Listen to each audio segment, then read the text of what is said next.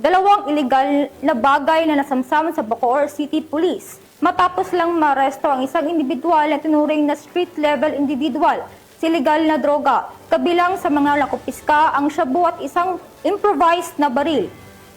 Patunay ito sa seryosong kampanya ng pulisya na tanggalin ang banta ng droga at illegal na armas sa komunidad. Patrolwoman Priscel May Urbano. Kumpay na naaresto ng Drug Enforcement Team ng Bacoor Component City Police Station ang isang street-level individual sa isinagawang buy-bust operation sa Camellia Springville, Barangay Molino 3, Bacoor City. Kinilala ang suspect na si alias Nel, 44 taong gulang at residente ng Bagong Silang, Barangay Queens Row, Central Bacoor City, Cavite. Isinagawa ang operasyon sa pakikipag-ugnayan sa Philippine Drug Enforcement Agency na nagresulta sa pagka-aresto sa sospek.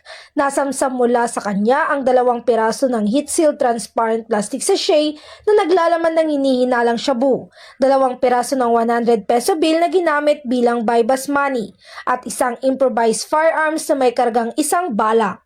Ang mga nakumpiskang ebidensya ay dinala sa Provincial Forensic Unit sa Imus City para sa pagsusuri. Samantala, ang suspect ay kasalukuyang nasa Bacoor Component City Police Station habang inihahanda ang kasong paglabag sa RA 9165 o Comprehensive Dangerous Drugs Act of 2002 at RA 10591 o Comprehensive Firearms and Ammunition Regulation Act. Mula dito sa PRO Calabarzon, ako ang inyong Police News Network Correspondent, Patrolwoman Priscel May Urbano, alagad ng batas, tagataguyod ng balitang pulis.